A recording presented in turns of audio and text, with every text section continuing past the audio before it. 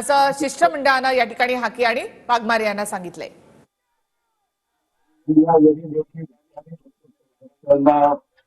माननीय प्राध्यापक Hake sir, Waghmare sir यांना भेटून आपल्या आंदोलनाची एकंदर भूमिका काय आहे ही समजून घेतली। माझी आपल्या सर्वांना विनंती आहे की आपण जर शांत राहिला तर या ठिकाणी नेमकी शासनाची आपल्या आंदोलनाच्या बाबतीत काय भूमिका आहे ही स्पष्टपणे आपल्या अनेक सकल ओबीसी समाजापर्यंत या राज्यातल्या देशातल्या पोहोचेल। म्हणून माझी आपल्याला विनंती आहे की आपण या ठिकाणी कृपा करून आपसात जे बोलणं आहे ते बंद करा। इंदार पडळकरांनी जे या आंदोलनाच्या मागण्या स्पष्टपणाने या ठिकाणी मांडल्या, काल मंत्रिमंडळाच्या बैठकीत माननीय मुख्यमंत्री, माननीय दोन्ही उपमुख्यमंत्री आणि सर्व मंत्रिमंडळाच्या सहकार्यांचा समन्वय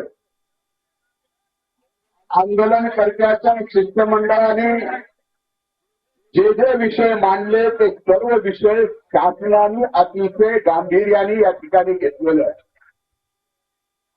आणि या विषयाच्या संदर्भात शासनाची भूमिका ही स्पष्टपणाने जी आहे ती अधिकारवाणीने आपल्या सर्वांचे नेते आदरणीय भुजबळ साहेब या ठिकाणी स्पष्ट करतील। मी नक्कीच आपल्या सर्वांच्या भावनेशी 8 महिन्यापूर्वी या राज्यात 9 महिन्यापूर्वी असं कधीच वातावरण नव्हतं। हा पुरोगामी महाराष्ट्र 11 पगड जाती धर्म एका गावात पुन्हा गोविंदाने सगळ्याच्या सुखा दुःखात आनंदात राहिलेले, पण 9 महिन्यापासून सर्व महाराष्ट्रामध्ये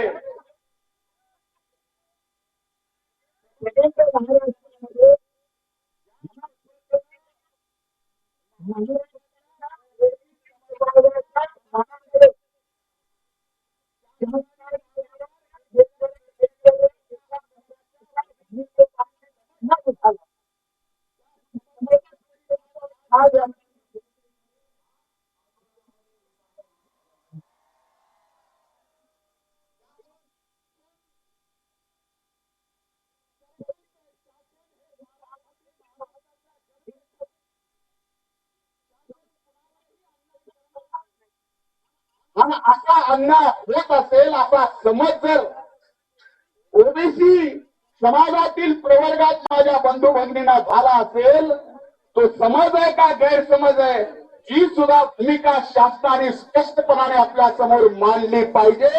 या भावनेतनं आज आम्ही सर्वजण या ठिकाणी आलेलो आहोत। त्यामुळं आपल्या ज्या भावना आहेत त्या भावनेचा सन्मान या ठिकाणी सरकारने केला आणि आज आम्ही सर्वजण, याच्या अगोदर माननीय 3 मंत्री येऊन गेले, मी योगायोगाने आपल्या सगळ्याला विचारून इथे येऊन गेलो आणि आज सरकारच्या वतीनं आदरणीय भुजबळ साहेबांच्या नेतृत्वाखाली, गिरीश महाजन साहेबांच्या नेतृत्वाखाली, उदय सामंत साहेबांच्या, अतुल सावेजींच्या, गुलाबराव पाटील साहेबांच्या आणि आजपर्यंत या चळवळीतल्या प्रत्येक नेत्यांच्या ज्या काही विषय समोर आले त्यांच्या नेतृत्वाखाली आम्ही सर्वजण या ठिकाणी शासनाची भूमिका मांडायला आलेलो आहोत।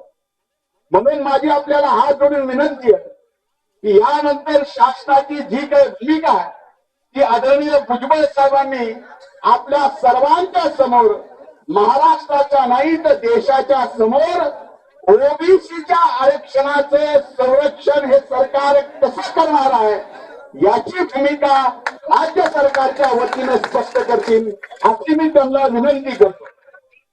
एक मिनिट बांधवांनो, या ठिकाणी 2 गोष्टी राहिल्या होत्या साहेब। आपण जबाबदारीने या ठिकाणी आलात। हे जे आंदोलन झालं तर छोटे छोटे रास्ता रोको झालेले, कुठं जाळपोळ शासकीय नुकसान मालमत्तेचे नुकसान झालेलं नाही. हे गुन्हे शासनानं परत घ्यावेत आणि 21 नोव्हेंबर 2023 ला धनगर एसटी आरक्षणासाठी एक आंदोलन झालं होतं. त्या आंदोलनाचे गुन्हे सुद्धा मागे व्हावेत ही एक नम्र विनंती आपल्याला आहे. मी प्रशासनाला एक विनंती करतो.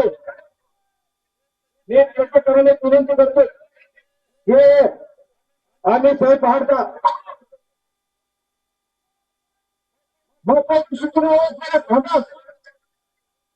मी प्रशासनाला थोडं नम्र विनंती करतो सर की आम्ही एक लोक दवाखान्यातून बरे झाल्यानंतर या राज्याचा दौरा करणार आहे.